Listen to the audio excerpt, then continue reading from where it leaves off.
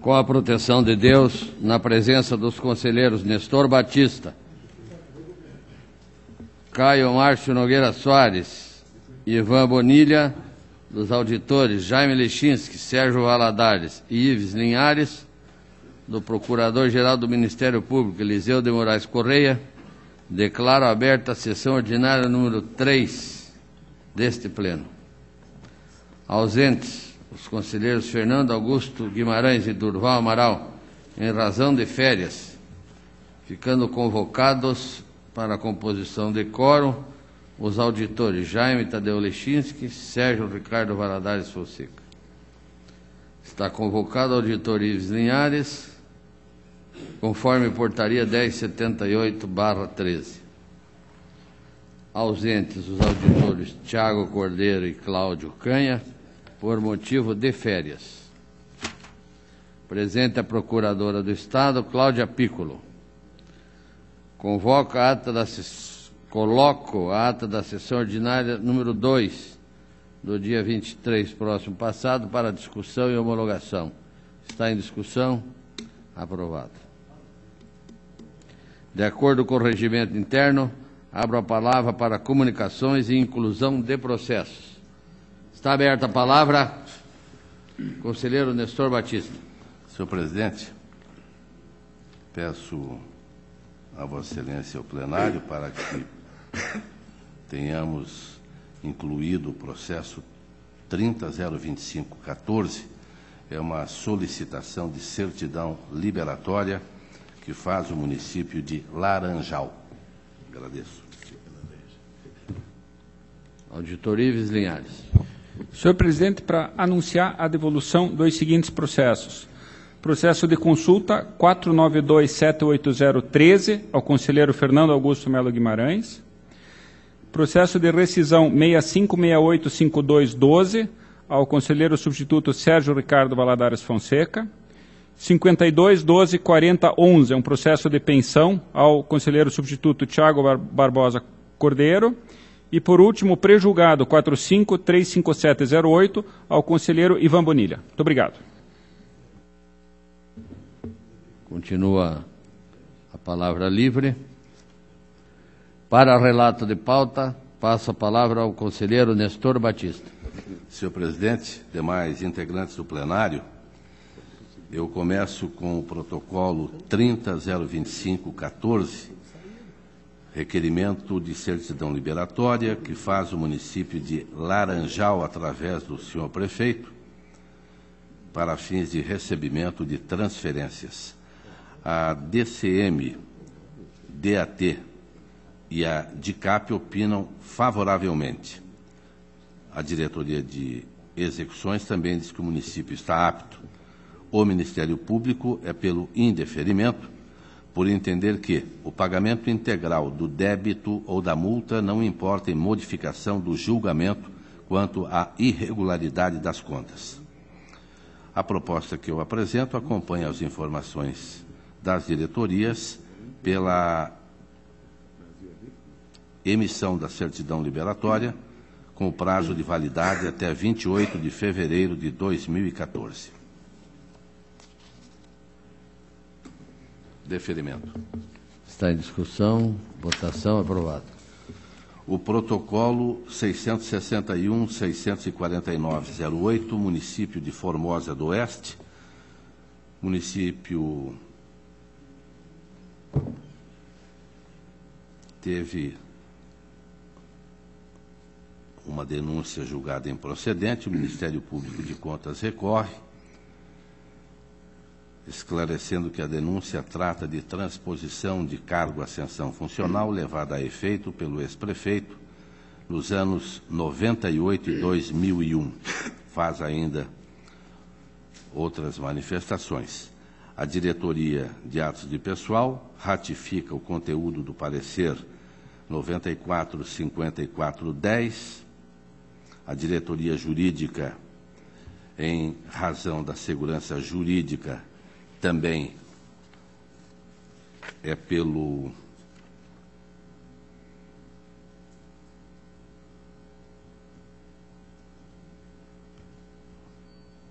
quê?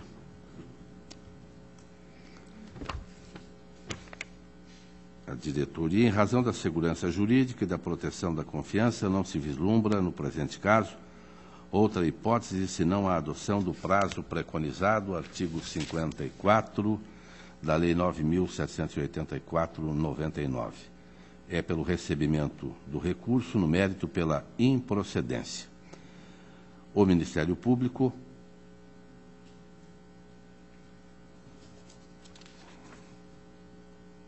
manifesta-se novamente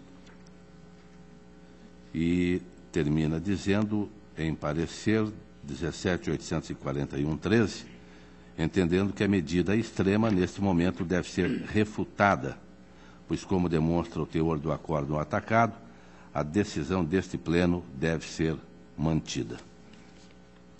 Aqui está o acórdão 166808 do pleno, relator conselheiro Fernando Guimarães, e a proposta do relator é pelo conhecimento no mérito, pelo não provimento.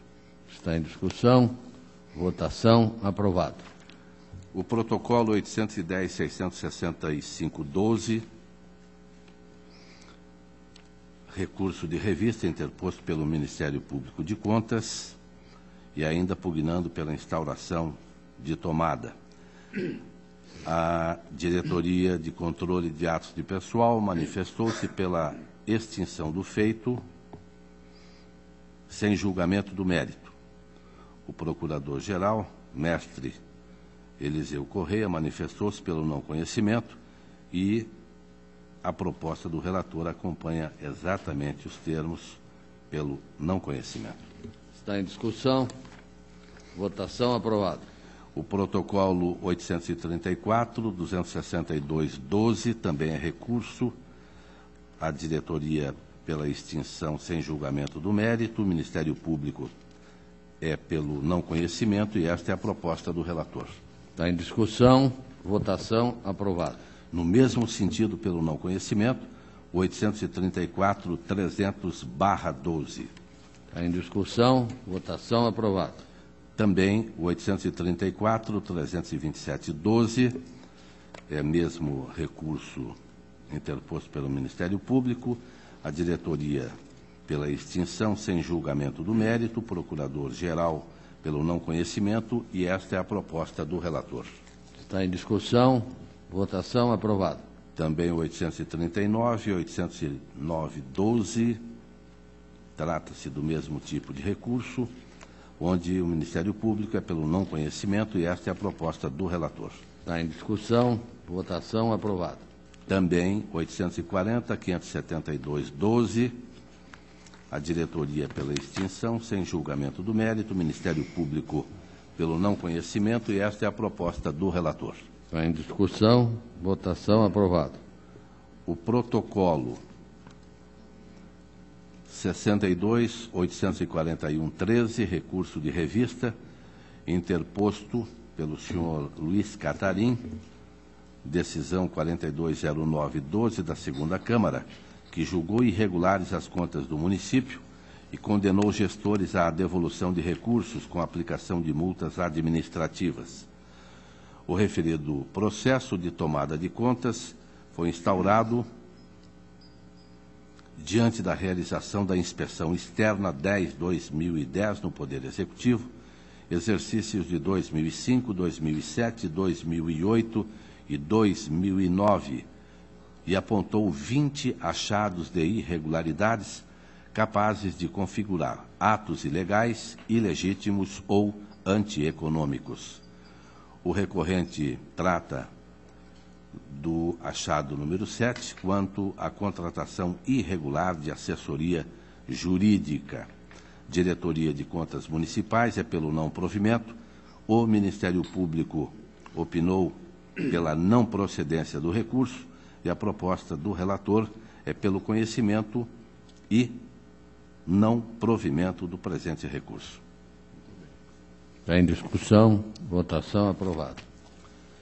o protocolo 588, 532, 13, município de Jacarezinho, recurso de revista interposto por Valentina Helena de Andrade Tonetti contra o acórdão 2971-13 da Primeira Câmara, que determinou regularidade com ressalva das contas do município 2008 e aplicação de multa.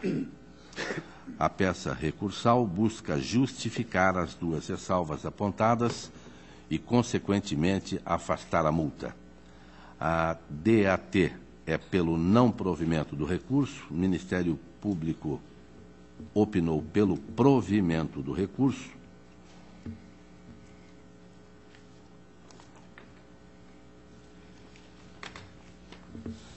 Entendeu o Ministério Público que discorda do posicionamento da unidade técnica por entender incabível a aplicação de sanção aos gestores responsáveis diante da ausência tanto de má-fé quanto de dano ao erário. Requereu, então, a manutenção da regularidade com ressalva das contas e a eliminação da multa. Senhor presidente. Aqui, na realidade, o ilustre relator, o senhor procurador, está pedindo a palavra pela ordem. Pela ordem, senhor presidente, pedir nova audiência, porque essa manifestação, por algum motivo, dissente do posicionamento geral do Ministério Público, então pedir para rever o processo, se não for.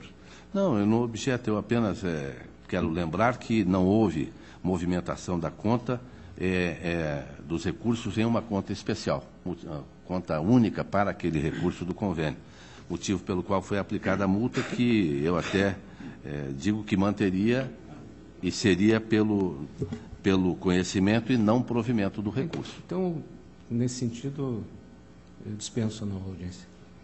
Então, é nesse sentido, senhor presidente, pelo não provimento do recurso, mantendo-se a decisão. Está em discussão. Senhor presidente. Auditor Sérgio Valadares. Com o respeito ao meu presidente na segunda Câmara, mas eu vejo aqui que a falha, a movimentação financeira dos recursos percebidos e da contrapartida em duas contas correntes distintas, bem como a ausência de aplicação financeira cujo recolhimento foi devidamente comprovado. O objetivo da lei é no sentido de que os recursos não se confundam com os recursos próprios do município, e eu acho que esse objetivo foi atendido, ainda que a contrapartida fique numa conta e o valor em outra. E ontem mesmo eu me manifestei contrariamente a essa multa relativa à aplicação financeira, mencionando que a Lei 8666, quando editada no período inflacionário grande, não é? Antes de 94, e que ali sim se justificava com maior intensidade essa necessidade de aplicação para não corroer totalmente o valor da moeda.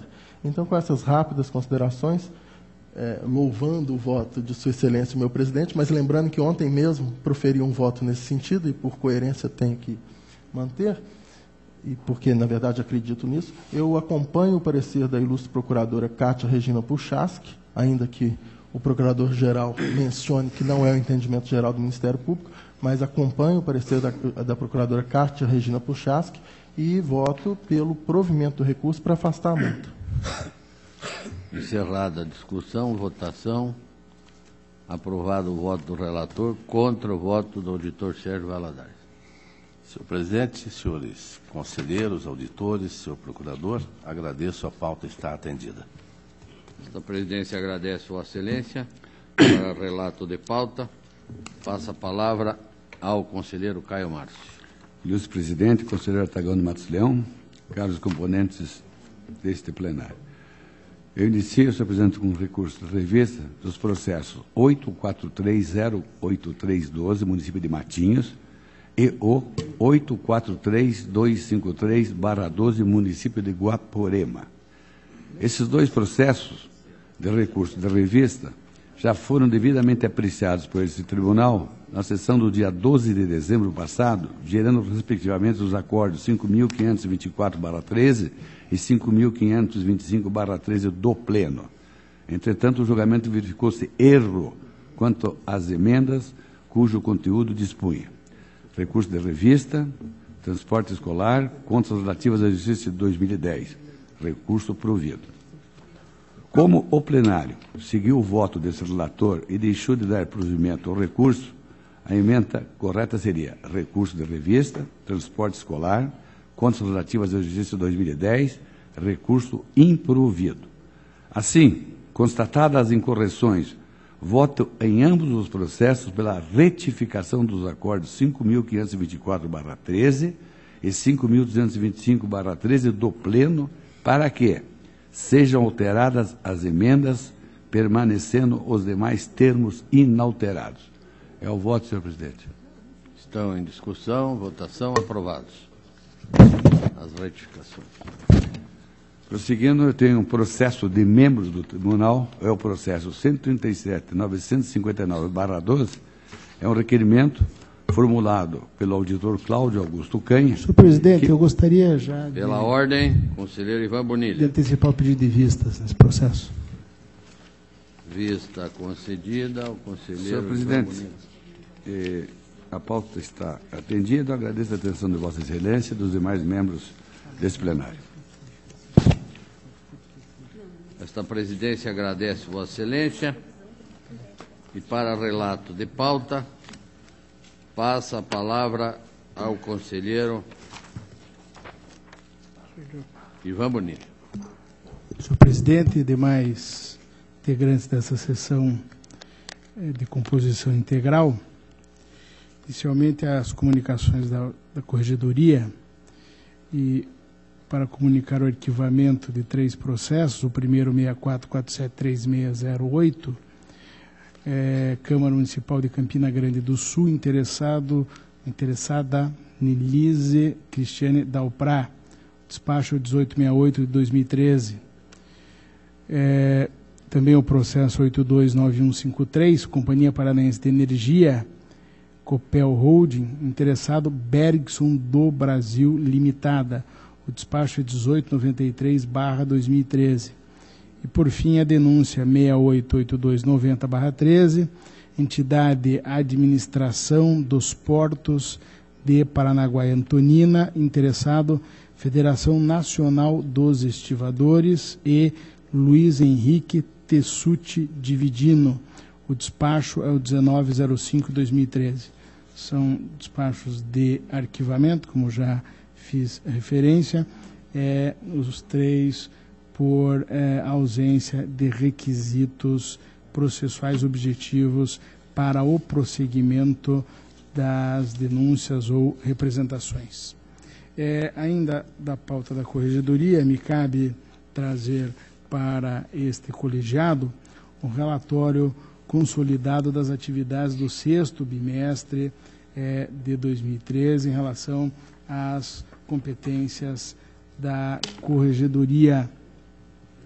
E, nesse caso, o que temos é um total de atos envolvendo as competências da Corregedoria nos meses de novembro e dezembro, que totalizam 36 votos e também como resultado de uma distribuição ao Corregedor-Geral, nesse bimestre, de 103 processos.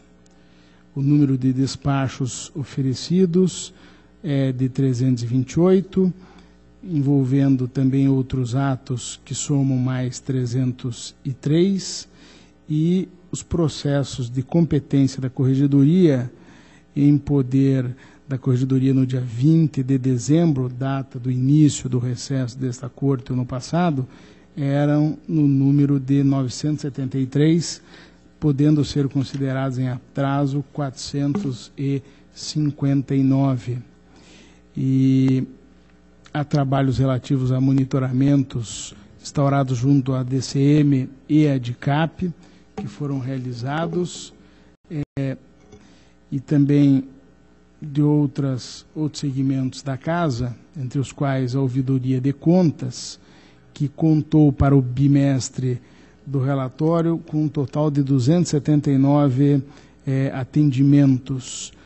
E esses atendimentos, em sua grande maioria, mais de 90%, é através da internet, sendo que mais da metade deles referem-se a reclamações e um pouco menos sobre solicitações.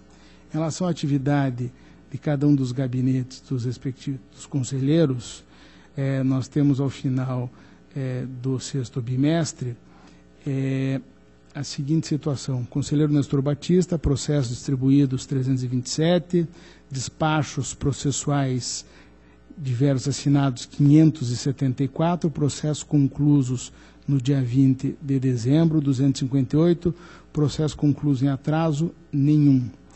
Conselheiro Fernando Augusto Melo Guimarães teve a distribuição de 369, com despachos no número de 587, processos conclusos no recesso, por ocasião do recesso, 149, conclusos com atraso nenhum. Conselheiro Caio Márcio Nogueira Soares recebeu 356 processos, despachou 482, tinha conclusos por ocasião do recesso 284 e com atrasos 16.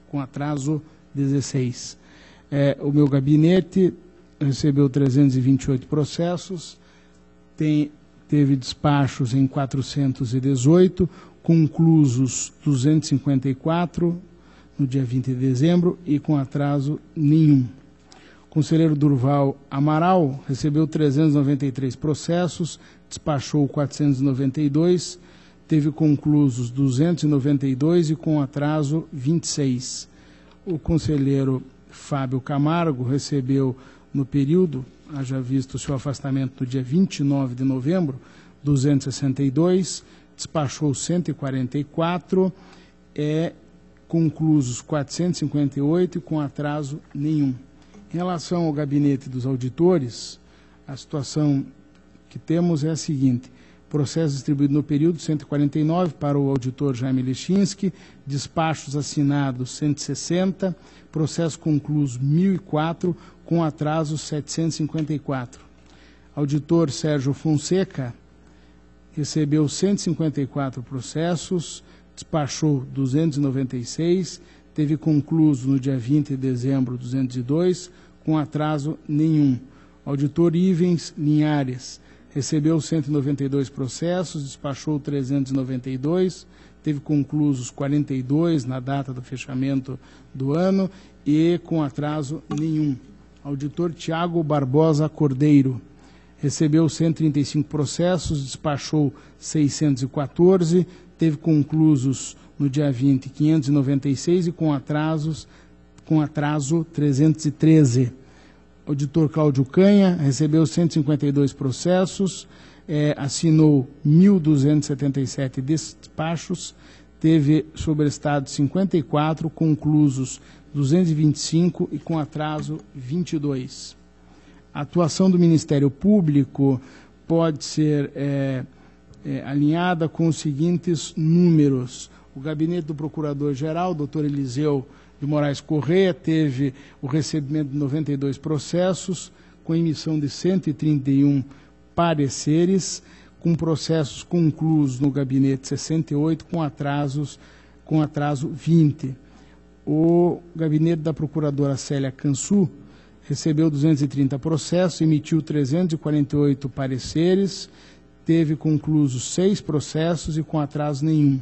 O gabinete da Procuradora Elisa Ana Condo Langner teve o recebimento de 300 processos, emitiu 228 pareceres, processo concluso 71 com atraso nenhum, sendo que houve gozo de férias do período de 2 de dezembro a 16 de dezembro do ano passado. Procurador Flávio Berti recebeu 292 processos, emitiu o mesmo número de pareceres, despachos 4, teve conclusos 9 processos e com atraso nenhum. Procurador Gabriel Leger recebeu 183 processos, teve concluso 71 com atraso nenhum e com um período de licença-prêmio que foi de 12 de agosto a 9 de novembro do ano passado. Procuradora Juliana Rainer recebeu 358 processos, conclusos 62, com atraso 2. Procuradora Kátia Puchaski recebeu 245 processos, emitiu 253 pareceres, teve concluído 57, com atraso nenhum e também com período de férias entre o dia 2 de dezembro ao dia 20. Procurador Michael Rainer recebeu 289 processos, emitiu 305 pareceres, teve concluídos 29 processos, com atraso nenhum e também com férias no período de 21 de novembro a 20 de dezembro. Procuradora Valéria Borba recebeu 303 processos, emitiu 300 pareceres, teve concluídos nenhum processo e com atraso também nenhum, com mais um período de licença-prêmio no período de 24 de junho a 20 de dezembro do ano passado. Atividade das diretorias. As diretorias, de acordo com o relatório encaminhado pela DIPLAN, as atividades relativas ao mês de novembro e dezembro das diretorias da Casa podem ser expostas com os seguintes números.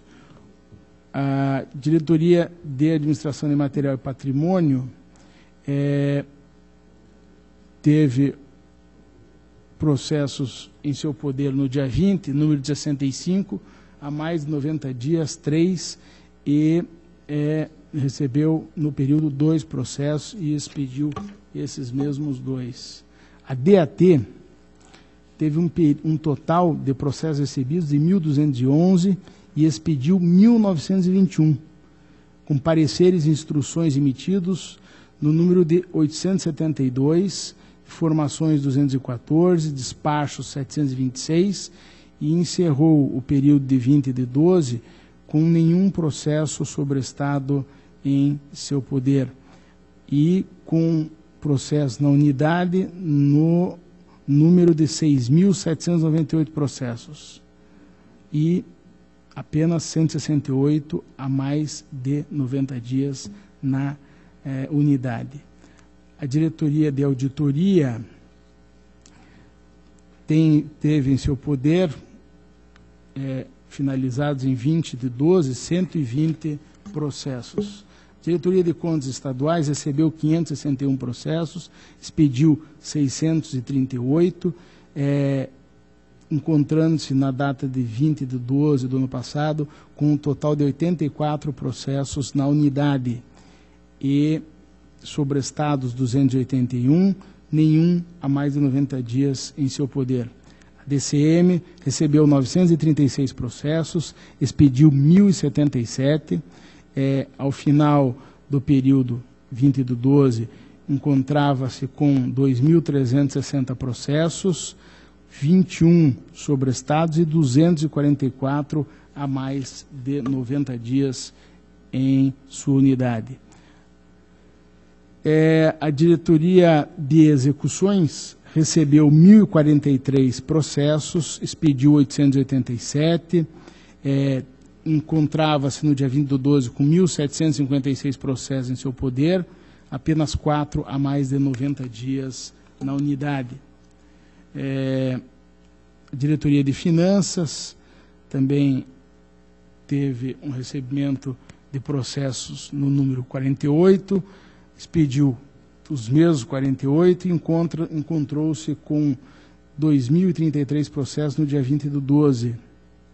A Diretoria Geral também pode ser, entre outros números, pode-se indicar a expedição no período de 2.569 certidões, sendo que processo na unidade no número de 35 e apenas 3 a mais de 90 dias.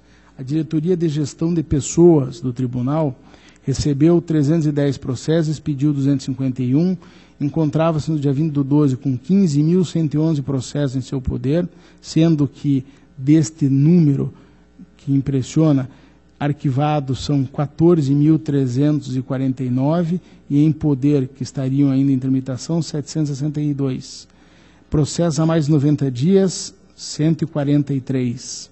A DICAP, Diretoria de Controle de Atos de Pessoal, recebeu 5.219 processos, expediu 4.621, tem em seu poder, ou tinha em seu poder no dia 20/12, 15.210, sendo que grande maioria, 14.294, são arquivados, processos sobrestados 5.392 e há mais de 90 dias, 102. Enfim, há também relatórios da Diretoria de Informações Estratégicas, Diretoria de Fiscalização de Obras, que não são diretorias que têm tanto fluxo de processos como ordinariamente nós compreendemos. A diretoria jurídica recebeu 118, expediu 137, encontrava em poder da diretoria 283 processos, sendo que a grande maioria, 213, arquivados, e em poder há mais de 90 dias o número de 36. Diretoria de Licitações e Contratos também recebeu 46 processos, expediu 27, tem um número de 405 de processos em seu poder, sendo que 381 são processos arquivados. A Diretoria de Manutenção e Apoio Administrativo, também uma diretoria de manutenção e de gerenciamento da casa, recebeu nesse período 2.420 solicitações de serviços, e apontando que estão pendentes, ou estavam pendentes em 20/12, 32 solicitações. Diretoria de Protocolo, porta de entrada dos processos na casa, apresentou os seguintes números: processos recebidos, 7.519, processos expedidos, 7.236, informações emitidas, 3.079, certidões, 2.952, o mesmo número da diretoria geral, como já fiz referência. Processos que estavam na unidade no dia 20/12, 55.187, sendo que desse número, 54.029 são processos arquivados e em poder para tramitação 1.158. Há mais de 90 dias o número é de 504. A Diretoria de Tecnologia de Informação, também para o 6º bimestre, aponta um número de 1.390 solicitações de serviço, sendo que pendentes, ou consideradas pendentes, em 20/12, apenas 73. Atividades da Controladoria Interna também, um número de processos recebidos de 21 e expedidos de 22. Atividades da Secretaria do Pleno e das Câmaras do Tribunal. Seção, a Secretaria do Pleno teve de processos julgados 1.195, processos recebidos 1.297, processos expedidos 233. Acórdãos lavrados, evidentemente que o mesmo número de processos julgados, 1.195. Processos com acórdãos pendentes de assinatura, 1.015. Secretaria da Primeira Câmara, processos julgados, 512, acórdãos emitidos, mesmo número, processos pendentes de assinatura, 2. Secretaria da Segunda Câmara, processos julgados, 560, mesmo número de acórdãos lavrados e processos com acórdãos pendentes de assinatura, 10.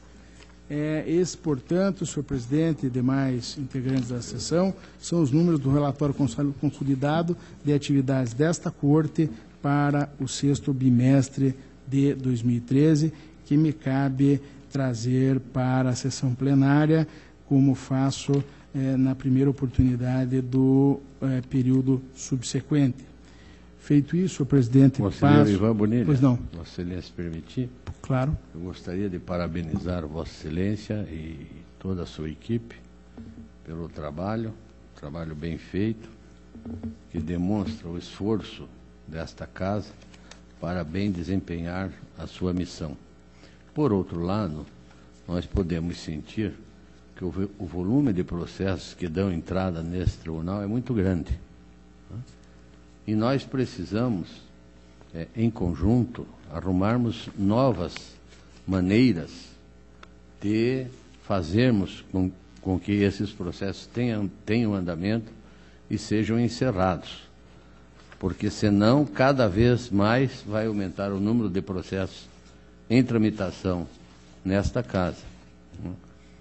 Então aproveito a oportunidade para agradecer a ajuda que todos os membros deste plenário têm dado à presidência e, ao mesmo tempo, solicitar compreensão de todos para algumas propostas novas que essa presidência tem encaminhado e pretende encaminhar. É verdade que uma ou outra pode não ser de total agrado de um relator, né, dependendo da sua maneira de agir, da sua maneira de pensar, mas nós precisamos da colaboração de todos, né, para que amanhã nós não tenhamos 50, 60 mil processos na nossa casa. Como é que vamos justificar isso? Então, aproveitei só a oportunidade do relato de Vossa Excelência, ilustre conselheiro, e ao mesmo tempo que novamente agradeço a colaboração de todos. Okay. Obrigado, senhor presidente. Tenho dúvida que nós temos ainda que, com as dificuldades inerentes a qualquer organismo público e ao volume sempre crescente e infinitamente maior do que as possibilidades de ampliação das competências e mesmo os instrumentos de agilização, esse tribunal tem conseguido dar respostas positivas ao empenho liderado por Vossa Excelência de todos os integrantes dessa Corte. Senhor presidente, passo então, mais do que rapidamente, ao relato da pauta da Corregedoria, que tem como primeiro processo o de número 10.1890/00, que é uma denúncia oferecida pela Câmara Municipal de Jardim Alegre, pleiteando a instauração de auditoria naquele município para averiguar as contas de exercício de 98 a 2000 durante a administração de Osmir Miguel Braga. Junto à inicial constam diversos documentos, dentre eles requerimento assinado pelos vereadores, solicitando à Câmara a criação de comissão especial de inquérito para verificar o que seriam as irregularidades na gestão do mencionado administrador. Primeiro, a aplicação do dinheiro do Instituto de Previdência do município. Segundo, não envio dos balancetes mensais. E terceiro, indício de fraude em virtude de emissão de notas fiscais frias e superfaturamento. Ainda dentro dos documentos apresentados, com a inicial, temos uma cópia de requerimento anteriormente encaminhado a esse tribunal em fevereiro de 2000, noticiando outras irregularidades, supostamente cometidas por Osmir Miguel Braga, desta vez com o conteúdo de promoção pessoal. Apesar de citado, o prefeito não apresentou defesa, o então prefeito. Na sequência, o Ministério Público da comarca informou que instaurou o procedimento para apurar a aplicação do dinheiro decorrente da extinção do fundo previdenciário, restando comprovado que os mencionados valores foram depositados em contas correntes diversas da própria Prefeitura. Também noticiou a instauração de ação civil pública em fase de denunciado e outros, cujo objeto versa sobre desvio de dinheiro dos cofres. Seu parecer de juro opinou pela realização de inspeção em loco. O Ministério Público conclui pela ocorrência de prescrição. Não sendo esse o entendimento, pugnou pelo arquivamento, quanto ao superfaturamento e as notas fiscais frias, bem como quanto ao não envio de balancetes à Câmara. Também pela procedência com determinação de valores, devolução de valores, no tocante à promoção pessoal do então prefeito. E, por fim, pela improcedência da alegação de utilização irregular de recursos do fundo previdenciário que foi extinto. Esse é o relatório. Inicialmente, quanto à sugestão do órgão ministerial de declaração de prescrição, verifico que esta não merece prosperar, posto que os fatos narrados na inicial, caso comprovados, apontam para a existência de possível dano ao erário e, nos termos do artigo 37, parágrafo 5º da Constituição, são imprescritíveis as ações que buscam ressarcir os prejuízos causados aos cofres públicos. No entanto, entendo que a presente demanda merece ser extinta sem resolução de mérito, haja vista que as irregularidades iniciais não ficaram comprovadas nos presentes autos.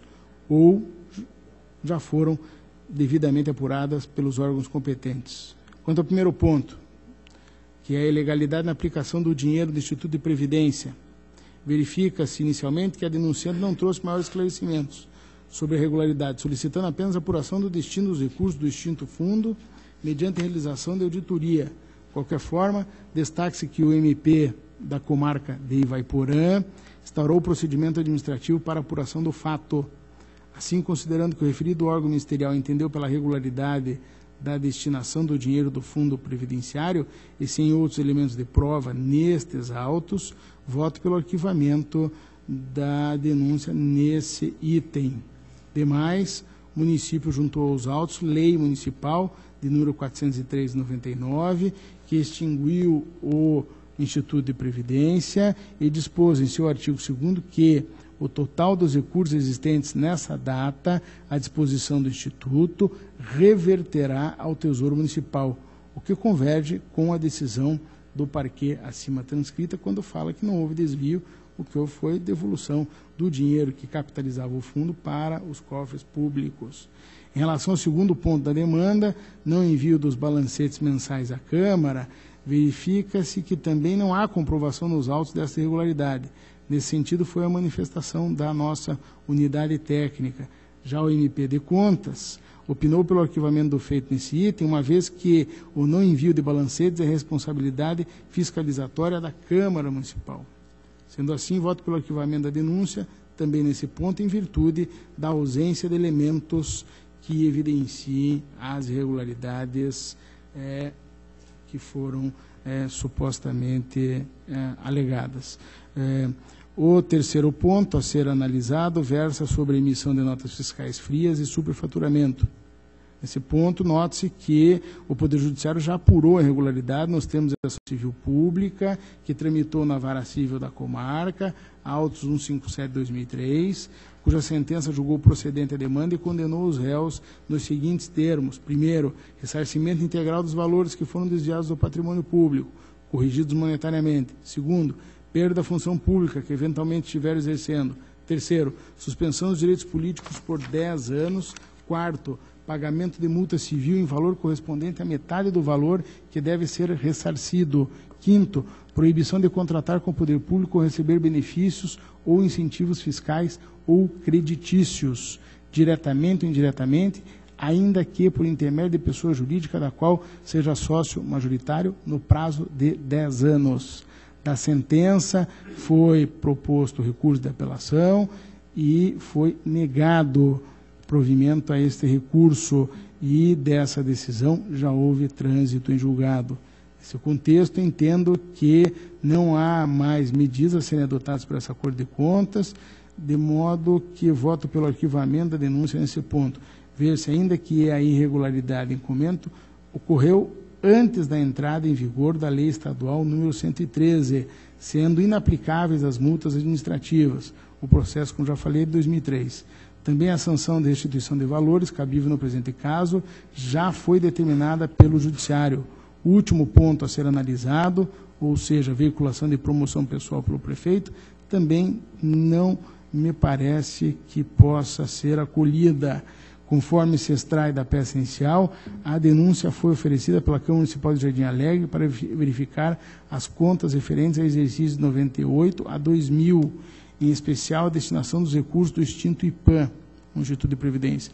Apenas dentre os documentos apresentados em conjunto é que se encontra notícia de suposta promoção pessoal veiculada pelo gestor à época. Nessa perspectiva, nota-se que a questão não foi objeto destes autos. Além disso, as imagens apresentadas pela denunciante, que buscam demonstrar a suposta ilegalidade praticada pelo agente público, não foram suficientes para concluir pela ocorrência de promoção pessoal. Assim, diante da ausência de provas que possam até criar um liame fático apreciável, voto pelo arquivamento desse ponto da denúncia. Diante do exposto, voto pelo arquivamento da presente denúncia nos termos dos fundamentos que acabei de ler. É o relatório e o voto. Em discussão, votação aprovada. Protocolo 336199, Câmara Municipal de Boa Vista da Aparecida, É uma representação encaminhada pelo Ministério Público de Contas, com a finalidade de apurar irregularidades na utilização de cargos de provimento em comissão pela Câmara Municipal do município já citado. Extrai-se da inicial que constavam em seu quadro os cargos de chefe de almoxarifado, 1 vaga, e assessor parlamentar, 4 vagas, com 1 efetivamente ocupada, todos comissionados, em afronta ao artigo 37, incisos 2 e 5 da Constituição e acórdãos do Tribunal Pleno desta Corte. Na sua defesa, o presidente da Câmara, senhor Domingos Signorini, informou que adotou as medidas destinadas a regularizar o quadro de pessoal. A DICAP e o MP opinam pelo arquivamento da representação, como apontado nos pareceres emitidos nesse processo, as determinações contidas no despacho 1426 de 2009, no sentido de regularizar o quadro funcional do Legislativo, foram satisfatoriamente atendidas, pois, compulsando os autos, verifica-se que o cargo comissionado de chefe de almoxarifado foi extinto por meio de resolução em 2009 e que a servidora ocupante do então cargo de provimento em comissão de assessor parlamentar foi reenquadrada para o de diretor de departamento, sendo este o único cargo em comissão do quadro de pessoal atualmente. Também restou comprovado que a diretora de departamento possui formação técnica compatível com as atribuições de seu cargo previsto na resolução 02/2012, que prevê como requisitos ensino médio e curso de informática. Demais, conforme noticiado pela DICAP, o quadro de cargos do sistema SIM-AP encontra-se em conformidade com as informações trazidas pela entidade. Diante do exposto, voto pelo arquivamento da representação. Relatório e voto, presidente. Está em discussão. Votação aprovado.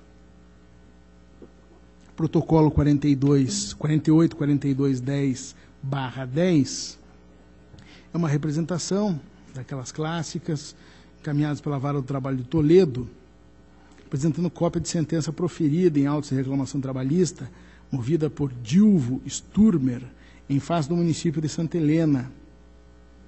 Em razão da semelhança de fatos, bem como da identidade de partes e causa de pedir, foi apensado ao presente dos autos a representação número 484260/10, também encaminhada pela mesma Vara do Trabalho, com cópia de sentença trabalhista proferida na reclamatória em que figura como autor o senhor Décio Locatelli.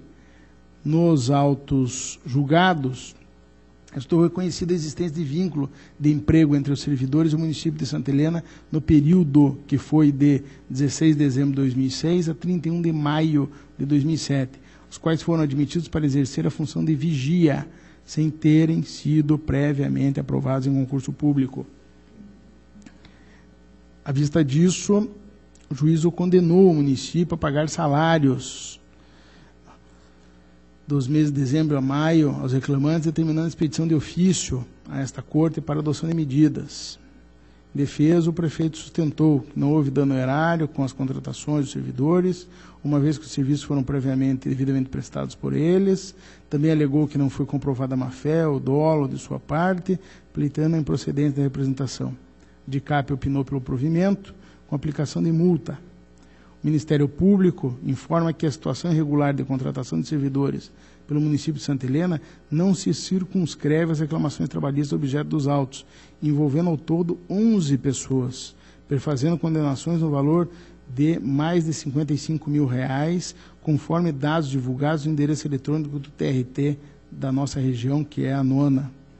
Assim, opina pela procedência da representação com aplicação de 11 multas ao senhor Giovanni Maffini. Também sugere seja determinada a reparação integral do dano, este equivalente aos valores suportados pelo município em razão das sentenças e acórdãos correspondentes, devidamente atualizados, bem como pela aplicação da multa do 89, parágrafo 1º, inciso 3º e parágrafo 2º da nossa lei orgânica, ao senhor Giovanni Maffini, devendo o município de Santa Helena informar a esta Corte o valor atualizado dos pagamentos efetuados, bem como promover ação regressiva em face do ex-gestor para o devido ressarcimento das verbas indenizatórias e demais ônus de sucumbência fixados nas decisões judiciais. Seu relatório, passo ao voto e tenho que a demanda ou a representação merece procedência, uma vez que se demonstrou nas decisões trabalhistas a contratação irregular de servidores pelo município, sem prévio concurso público, ou seja, desgarrando dos princípios constitucionais. Apesar dos trabalhadores desempenharem função de vigia, os quais se enquadram nas atividades meio da municipalidade e, portanto, admitem contratação sem realização de concurso por meio de terceirização, observa-se que as admissões não se operaram por esse instituto, terceirização, que exige uma relação tripartite formada pela empresa prestadora de serviços, seus trabalhadores e o tomador, no caso o município. O que ocorreu no caso em tela foi a contratação direta de 2 vigias, no caso da representação originária, pelo município de Santa Helena para prestar serviços sem intermediação de empresa. Desta forma, o que inicialmente poderia consistir em contratação regular, por se tratar de atividade meio, transformou-se em contratação ilícita, equiparando-se à contratação direta de servidores sem prévia aprovação em concurso público, o que é vedado pelo 37.2 da Constituição.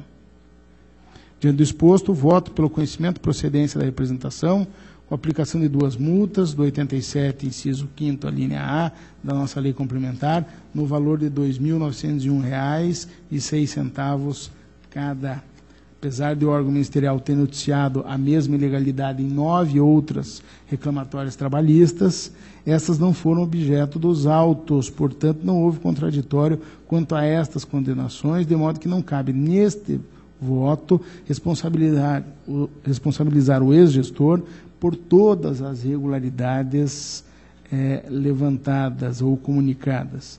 Além disso, em consulta às respectivas ações trabalhistas, verifiquei que, em algumas, a determinação de expedição de ofício a esta Corte, de tal forma que as demais situações serão objeto de análise em autos próprios. Ademais, não há que se falar em devolução dos valores expendidos com as condenações judiciais, uma vez que estes consistiram tão somente em pagamento de saldo de salários e depósito de fundo de garantia de serviços que foram efetivamente prestados pelos servidores. Ao menos não há elemento nos autos que demonstre o contrário. Igualmente, afasta a aplicação da multa proporcional ao dano, haja vista que não ficou comprovada a existência de dano aos cofres públicos, em virtude da efetiva prestação dos serviços pelos trabalhadores, conforme já destaquei. É o relatório e voto, presidente. Está em discussão. Votação. Aprovado. Protocolo 626081/10, município de Pato Branco, também vara do trabalho.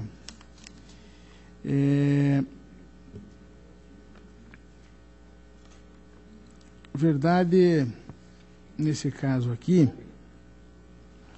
o juízo reconhece a nulidade de contrato firmado entre as partes e condenou o município de Pato Branco à anotação na carteira de trabalho do autor, pagamento de verbas trabalhistas, ao pagamento de valores referentes ao ISS, descontados na remuneração paga, e também ao pagamento de indenização por danos morais, no valor de R$ 10.000. De CAP acaba opinando pelo provimento, com aplicação da multa do 87.5A ao gestor, ex-gestor Roberto Viganó, bem como da sanção de restituição do valor pago pelo município na reclamatória trabalhista a título de danos morais. O Ministério Público opina pela procedência, nos mesmos moldes da unidade técnica, e sem mais delongas, cabe mencionar que o município de Pato Branco interpôs recurso ordinário em fase da sentença, que foi parcialmente provido para, dentre outros, reduzir e não eliminar o valor de indenização por danos morais. Me parece, então, que ao cabe ao fim dessa análise, a demanda merece procedência diante do reconhecimento judicial da ilegalidade da contratação feita. De modo que voto pelo conhecimento e procedência da representação com aplicação de multa do 87.5A da lei complementar ao senhor Roberto Viganó, no valor de R$ 2.901,06, pela contratação do senhor Lauderico Linatervischi, sem prévia realização de consulta. Também, considerando que o município foi condenado à ação judicial a pagar danos morais ao trabalhador no importe de 5.000, como já falei, houve uma condenação inicial em 10.000 e depois, em sede de recurso, foi diminuída pela metade para 5.000. por conduta praticada exclusivamente pelo então gestor. Condena o senhor Roberto Viganò a restituir o valor despendido na reclamatória trabalhista a título de danos morais nos termos do artigo 85.4 da Lei Complementar. O valor a ser ressarcido pelo ex-prefeito deverá ser equivalente ao valor efetivamente despendido pelo município de Pato Branco na reclamatória trabalhista com os danos morais. Não cabe o ressarcimento das demais verbas condenatórias, tipo saldo de salário e depósito de FGTS, haja vista que os serviços foram efetivamente prestados pelo servidor, ao menos é o que se conclui da denúncia. O relatório e voto. Está em discussão, votação, aprovado. Protocolo 12.29.1/13, uma representação da Lei 8.666, encaminhada por Deltronix Equipamentos Limitada, em virtude de supostas irregularidades no pregão eletrônico 34012, promovido pela Secretaria de Estado da Saúde, por meio do Fundo Estadual da Saúde do Paraná, com visa à aquisição de bisturi eletrônico microprocessado com garantia e assistência técnica. Insurge-se a requerente contra as seguintes exigências do edital. Primeiro, peso máximo de 9 quilos para cada equipamento. Ventilação dos equipamentos por convecção não forçada, sem a presença de ventilador interno. Sustenta que, referidas exigências, duas citadas, restringiriam o número de concorrentes e frustrariam o caráter competitivo do certame. Foi feita a defesa do pregoeiro, do secretário da Saúde. A inspetoria também interviu no procedimento e entende que os requisitos propostos não restringiriam o número de concorrentes e nem frustrariam o caráter competitivo do certame.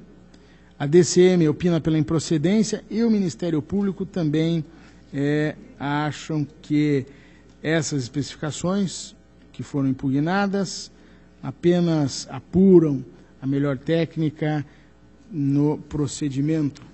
De modo, senhor presidente, que, acatando integralmente a intervenção da unidade técnica, bem assim o parecer do Ministério Público, eu tenho a convicção para votar que, no caso em análise, e há um bom material técnico sustentando que não há desacerto nessa decisão da Secretaria na compra de bisturi, voto pelo conhecimento e pela improcedência da presente representação, tendo em vista a não constatação de irregularidades. Além do que, ao fim e ao cabo de uma pesquisa que foi feita, os valores são absolutamente compatíveis com aquilo que se pratica no mercado. É o relatório e voto. Está em discussão. Votação, aprovado.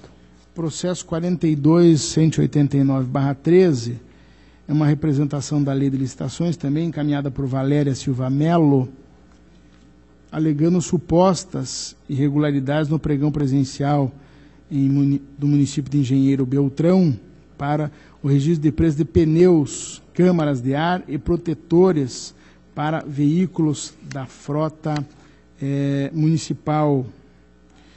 A insurgência se dá em relação de algumas exigências, mais especificamente 3 no edital, que os pneus sejam de fabricação nacional, que há necessidade de comprovar a homologação de uma montadora ou fabricante de veículos e equipamentos, atestando que a marca ofertada de lubrificantes tem pelo menos um produto de sua linha recomendado e homologado, e também a de que os produtos sejam entregues pelo contratado em 24 horas após solicitação da administração.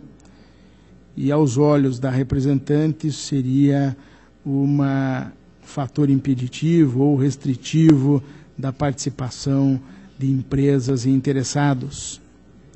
Por meio de despacho, recebi o expediente como representação e até concedi a medida cautelar suspensiva do certame. visto que presente os requisitos, e a cautelar foi trazida até o plenário e aprovada através de acordo. A defesa, os interessados informaram que o certame foi devidamente suspenso, conforme determinação desta Corte, e posteriormente anulado. A Diretoria de Contas Municipais manifesta, então, a partir dessa anulação, pela improcedência, no que é procedência da representação por perda do objeto, haja vista anulação do processo licitatório, sugerindo, entretanto, a expedição de recomendação ao município de Engenheiro Beltrão. O Ministério Público também pela improcedência com a expedição de recomendação, e é esse caminho que também trilho no meu voto para decidir pela improcedência, uma vez que a representação perdeu o seu objeto, e afasto também a expedição de recomendação sugerida pela unidade e pelo órgão ministerial ao município, no sentido de estabelecer um prazo maior de entrega dos produtos adquiridos e adotar sugestões de aferição de qualidade de pneus propostas numa planilha do Tribunal de Contas do Estado de São Paulo, haja vista que não se adentrou o mérito da questão para se afirmar que as exigências impugnadas no edital seriam de fato irregulares. Então, senhor presidente, por hora, e me parece que é o que cumpre neste processo, é o meu voto pelo arquivamento da representação de acordo com as intervenções da Unidade Técnica e do Ministério Público. Relatório e voto. Está em discussão. Votação. Aprovado.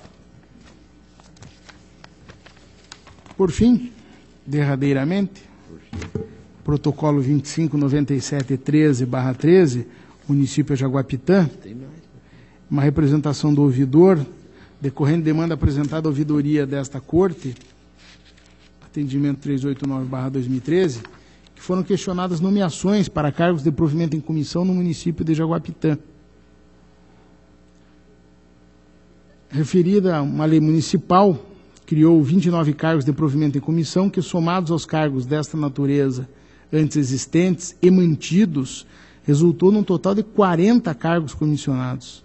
Todavia, a mesma lei reservou o percentual mínimo de 20% desses cargos para preenchimento por servidores de carreira. Ocorre que, de acordo com o documento anexado no atendimento da ouvidoria, 22 desses cargos estavam ocupados e somente 2 deles por servidores efetivos. Destarte, consoante relatou a ouvidoria, tanto pelo total de cargos criados como pelo total de cargos ocupados, a infração aos dispositivos da legislação citados. A DICAP destacou que o ponto controvertido no feito é se o percentual dos cargos de provimento em comissão a serem ocupados por servidores efetivos, conforme fixado na lei municipal, estava sendo observado, uma vez que há divergência entre o número apontado pela ouvidoria e pelo município. A DICAP ainda ponderou que do exame do relatório de página 5 da peça número 15, extrai-se que o município, para chegar à conclusão que existem 40 cargos comissionados no município, computou nesse cálculo os cargos de secretário municipal. No entanto, para a DICAP, os cargos em comissão e os cargos de secretário municipal têm natureza diversa, pois esses últimos são cargos políticos, consoante já se pronunciou o Supremo. Dessa forma, para efeitos de aplicação do limite estabelecido na lei municipal, editada para complementar o artigo 37, inciso 5º da Constituição, não podem ser computados os cargos de secretário municipal. Em conclusão, considerando a relação anexada pelo ente, a DICAP apontou que o município, em março de 2013, possuía 23 cargos comissionados ocupados, sendo que pelo menos ou apenas 3 eram detentores também de vínculo efetivo com a administração. Assim, somente 12,5% dos cargos comissionados estavam ocupados por servidores de carreira, o que viola a já citada lei municipal e, em consequência, a Constituição. A unidade opinou, então, pela procedência da representação para que o gestor adote as providências corretivas necessárias para adequar a administração ao limite estabelecido na legislação.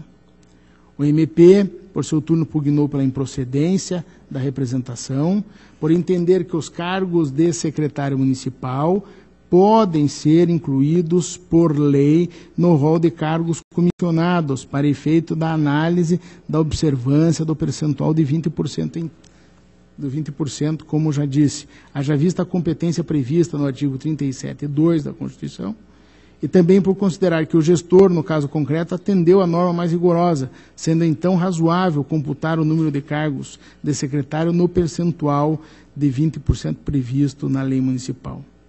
Me parece que aqui a razão é o Ministério Público, porque não vejo como se possa, pelo menos para efeito de se analisar sob o ponto de vista da liberdade do administrador no preenchimento dos cargos, se possa diferenciar o cargo de secretário municipal de outro cargo em comissão. Motivo pelo qual, senhor presidente, com essa rápida fundamentação, que é oposto ao convencimento que tenho, né, que é bem cristalizado, de que não há como se diferenciar ou se tirar o secretário municipal desse rol de cargos que podem ser nomeados livremente pelo gestor público. E assim, sem mais delongas, senhor presidente, me alinho ao Ministério Público para decidir pela improcedência da representação. Relatório e voto. Está em discussão, votação, aprovado. A pauta ordinária, senhor presidente, tem um processo 4598-60/12, da Autarquia Municipal de Serviços e Produção de Cornélio Procópio, que eu gostaria de solicitar a Vossa Excelência o adiamento desse processo, haja vista a juntada de documentos imprescindíveis necessários para o deslinde da questão. Está adiado. Por fim, processo 574035, Instituto Água Viva de Pesquisa e Extensão em Aquicultura e Pesca Sustentável, Meio Ambiente e Processamento de Recursos Pesqueiros, representado por seu presidente, senhor Douglas Jardelino de Camargo e Arcângelo Augusto Senhor, propuseram pedido de rescisão com pretensão liminar em face do acórdão 729 da primeira Câmara, e a decisão que se pretende rescindir julgou irregular a prestação de contas e transferência voluntária relativa a repasses recebidos da Secretaria de Estado da Ciência, Tecnologia e Ensino Superior no exercício de 2009, tendo por objeto o apoio à agricultura familiar, em razão da ausência de notas fiscais relativas a despesas com combustíveis, determinando a devolução de quase R$5.000, sem prejuízo da aplicação de multas administrativas, em razão do atraso na apresentação da prestação de contas e da não apresentação dos documentos solicitados. Os requerentes pleiteiam a desconstituição do acórdão com base nos incisos 2, 3 e 5 do artigo 494 do Regimento, que, em suma, argumentam que apresentaram as notas fiscais que comprovam os gastos com combustíveis e alegaram erro material, já que a documentação teria sido relacionada quando da prestação de contas, além de nulidade em razão da ausência de nomeação de curador aos citados por edital. Por fim, solicito o deferimento da liminar para efeito de suspensão dos efeitos do acórdão combatido. O pedido de rescisão foi recebido no despacho, em sede de cognição sumária, em conformidade com as manifestações da DCM e do MP. O pedido de medida liminar suspensiva foi indeferido, pois não restou caracterizado ou fundado o receio de dano irreparável ou de difícil recomposição. Instada a se manifestar sobre o mérito do pedido rescisório, a DEAT, em seu parecer, afastou a nulidade arguída, ressaltando que a defesa técnica por advogado em processos administrativos afigura-se como faculdade disponível do administrado, como já pacificado em súmula vinculante, a de número 5 do Supremo Tribunal Federal, que diz que a falta de defesa técnica por advogado no processo administrativo disciplinar não ofende a Constituição. Além disso, observou que houve o estrito cumprimento do regimento interno desta Corte, No que diz respeito às demais questões, analisando a documentação acostada nesse expediente, a unidade técnica atestou que a irregularidade formal sanável, identificada pela ausência das notas fiscais inerentes à prestação de contas, restou superada. Entretanto, em atenção à súmula 8 desta Corte, entendeu que a irregularidade das contas deverá ser mantida, uma vez que a regularização se deu em fase de execução. Assim, concluiu pela procedência parcial do pedido, com a reforma do acórdão rescindendo apenas no que se refere à restituição de valores, mantendo-se a regularidade das contas e a multa aplicada, a qual já foi quitada. Consta nos autos essa quitação. O Ministério Público de Contas zarou parecer acompanhando a unidade instrutiva. Este é o relatório e passo ao voto. E de início, cumpre observar que, para efeito de admissibilidade, os documentos acostados enquadram-se na hipótese prevista no prejulgado 4 desta Corte, configurando o documento que deveria ter sido produzido à época e não foi, mas reflete fato anterior. No que diz respeito à nulidade aventada, em razão da ausência de nomeação de curador aos interessados citados por edital, razão não assiste aos requerentes, pois, conforme bem observou a unidade técnica, foram atendidas as formalidades previstas no regimento desta Corte. Além disso, houve manifestação da entidade após as intimações que, no entanto, não saneou o feito nos moldes exigíveis. Da mesma forma, não há que se falar em erro material, pois, conforme consta do acórdão rescindendo, as notas fiscais relativas às despesas com combustível não foram juntadas no processo original. Por outro lado, verificou-se que o pedido rescisório está instruído com a referida documentação, cuja ausência sustentava a regularidade de suas contas e a ordem de devolução parcial dos recursos. Nesse particular, conforme a unidade técnica e o órgão ministerial, aplica-se a súmula 8 desta Corte, que prevê que o saneamento de propriedades em propriedade sanável na fase de execução, após o trânsito em julgado, não afasta a irregularidade das contas, sendo possível tão somente o afastamento da ordem da devolução dos recursos, já que as notas fiscais existem e foram juntadas. Ante o exposto, voto pela procedência parcial do pedido de rescisão, rescindindo o acórdão número 72913 da primeira Câmara, apenas para o efeito de afastar a determinação de recolhimento parcial dos recursos, qual seja, R$ 4.972,37, mas mantendo, contudo, o julgamento pela irregularidade das contas de transferência voluntária recebida da Secretaria de Estado de Ciência e Tecnologia no valor de R$ 19.700 no exercício 2009, bem como a multa aplicada por atraso no encaminhamento da prestação de contas. É o relatório e o voto. Está em discussão? Senhor presidente? Sim. Pelo que eu percebi do relato do ilustre conselheiro Ivan, o único motivo da irregularidade seria justamente a falta das notas fiscais que agora foram apresentadas. Me parece que, nesse caso, a orientação da DAT, de aplicação da súmula 8, me parece que não seria mais apropriada, porque esse processo, uma vez que foi interposta a rescisória e foi aceita, ele não estaria em fase de execução, mas sim numa nova fase de conhecimento, de uma rediscussão da matéria. Então, me parece que esse é o caso típico de aparecimento de novos elementos de prova capazes de desconstituir os anteriormente produzidos. Então, que é um dos fundamentos da procedência, do conhecimento da procedência do pedido de rescisão. Então, eu insistiria no ponto de que esse processo não se encontra em fase de execução, mas sim numa nova fase de conhecimento.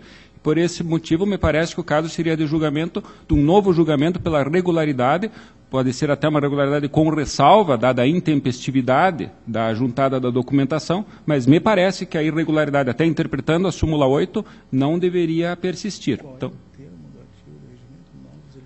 É o inciso 2º que fala a superveniência de novos elementos de prova capazes de desconstituir os anteriormente produzidos. E me parece que a superveniência dessas notas fiscais realmente desconstituir um único fundamento da irregularidade. Então, apenas esse tema que eu trago a debate, senhor presidente. Continua a discussão, senhor presidente, relator. Eu entendi perfeitamente o raciocínio do auditor, do conselheiro substituto Ivens, mas discordo. Por quê? Porque me parece que esse dispositivo que ele invoca vem acudir a situações em que, por algum motivo, e o motivo deve ser fundado, não se conseguiu produzir as provas que deveriam constar desde o primeiro momento, que vem comprovar os fatos que poderiam ter sido alegados, mas não eram comprovados. Nesse caso... Provas existentes à época, mas que por qualquer motivo não foram juntados nos autos. Exatamente. Existentes à época. Exatamente. E nesse caso, me parece que é um ônus inafastável do gestor, ao efetuar qualquer gasto, guardar a nota fiscal, que é o comprovante de que ele efetivamente gastou.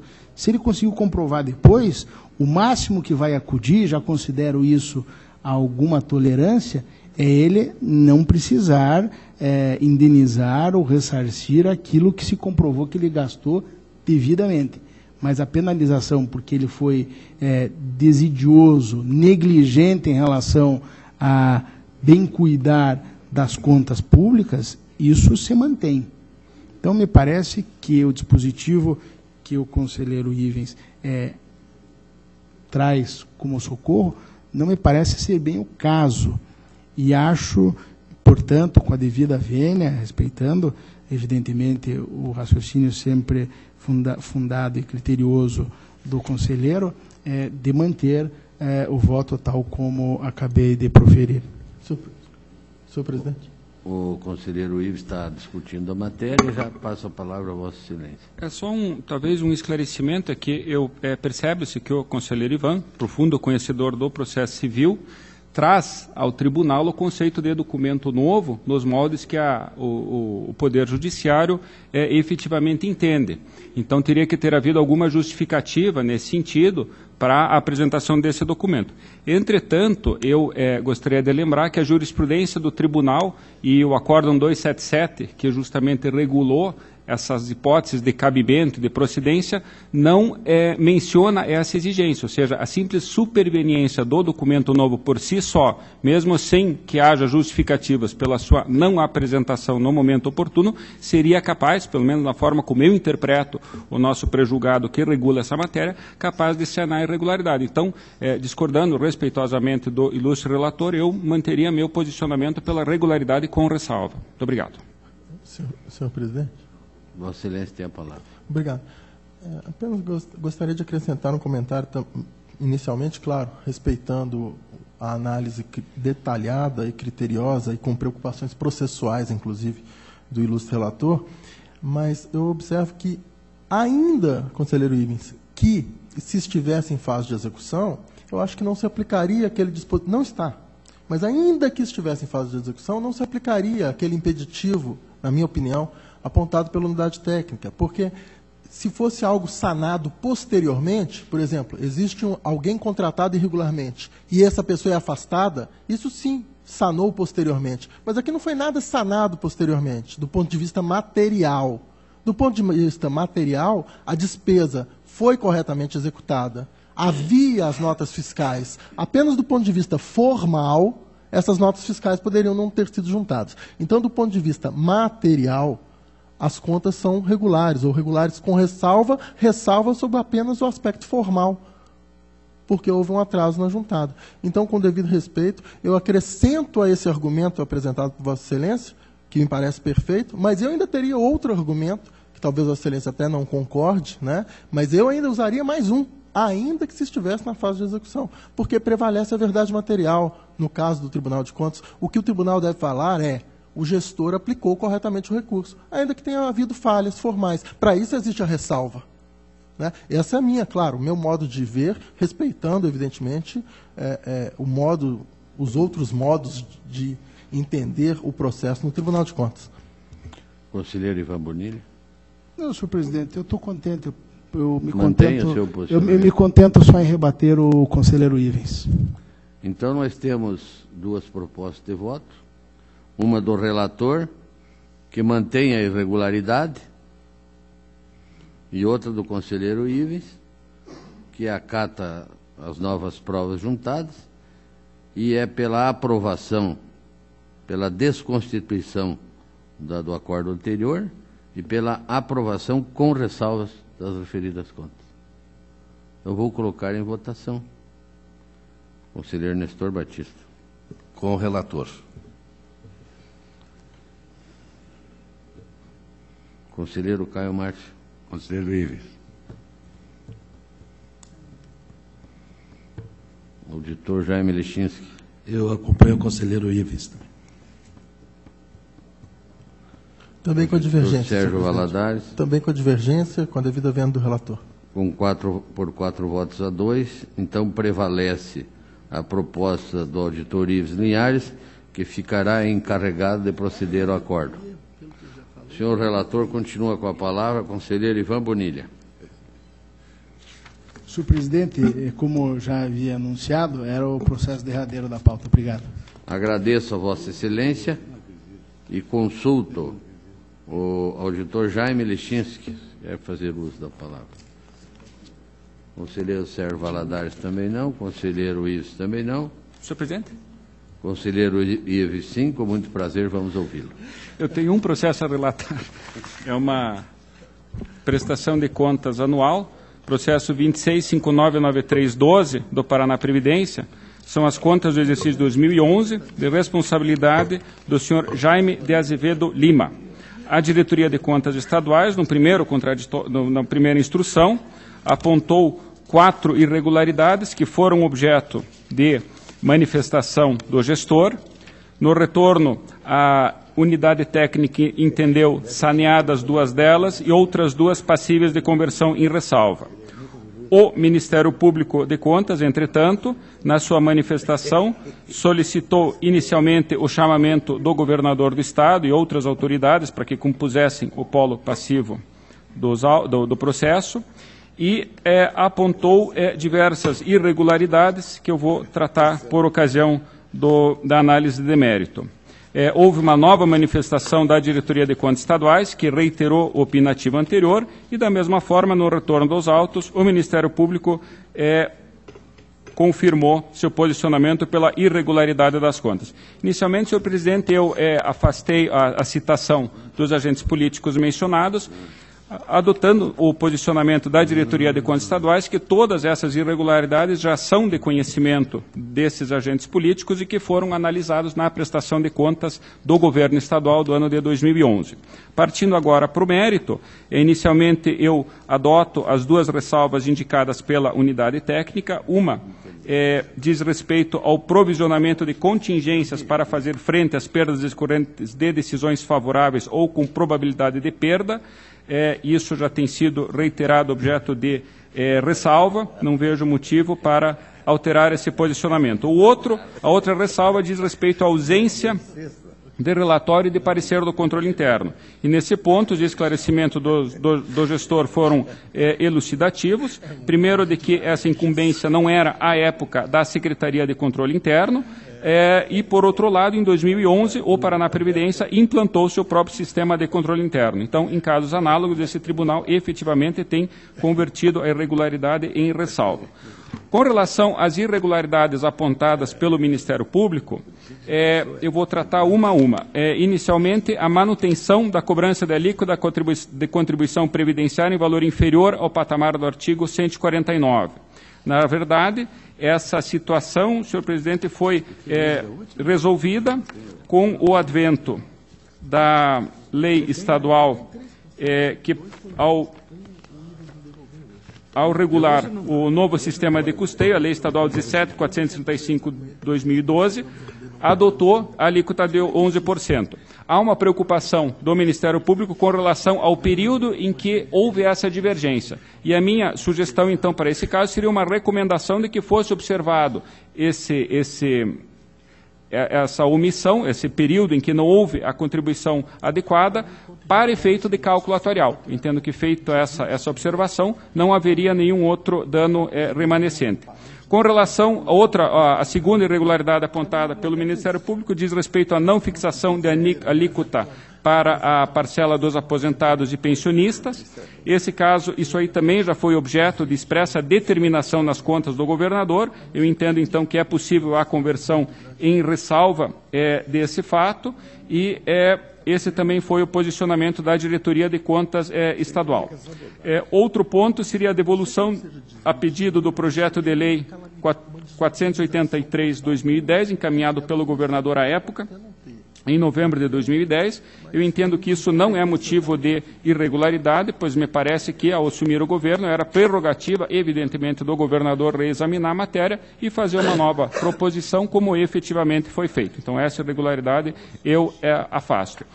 A quarta irregularidade diz respeito, e ela se divide em vários pontos, diz respeito à prestação de contas de forma individualizada dos fundos previdenciário e financeiro.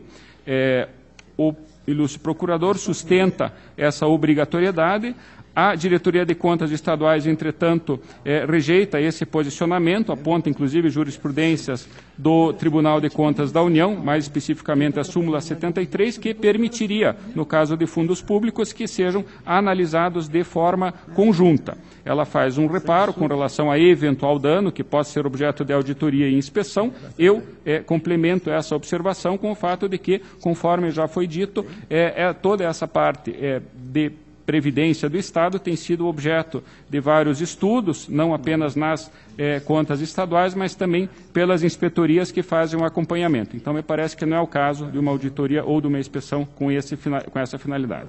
Ainda, senhor presidente, o Ministério Público aponta como irregularidade a ausência de avaliação do custo atuarial em cada exercício fiscal, da revisão do plano de custeio e da adoção de providências para o saneamento do déficit apontado na Instrução 150/12 da Diretoria de Contas Estaduais.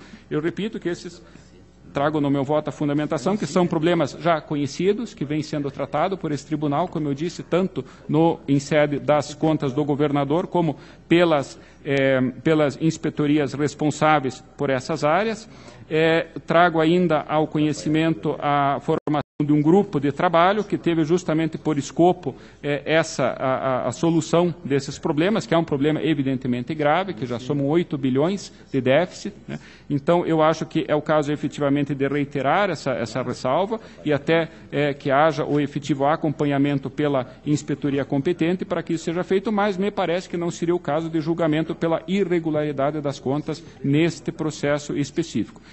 O procurador ainda traz a questão do artigo 64 da Lei 12.398, que é a situação em que a obrigatoriedade do órgão previdenciário verificar, através de junta médica, situações de aposentadoria por invalidez se há a persistência da moléstia. Eu entendo que realmente procede essa preocupação. Eu acho que ela pode ser objeto de uma recomendação, realmente, para que o órgão previdenciário dê cabo, que cuide dessa sua atribuição, mas não como um motivo de desaprovação, até porque não integrou o escopo e não foi objeto de contraditório.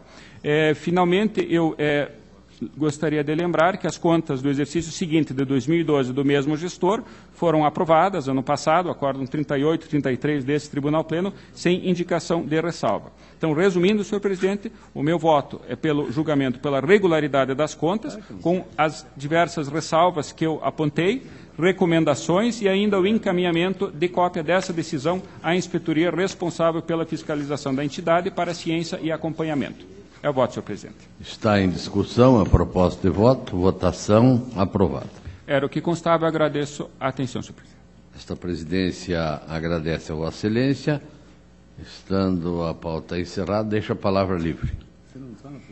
Nada mais havendo a tratar, declaro encerrada a presente sessão, ficando marcada uma próxima ordinária para o dia 6/2, no horário regimental. Levante-se e apresente.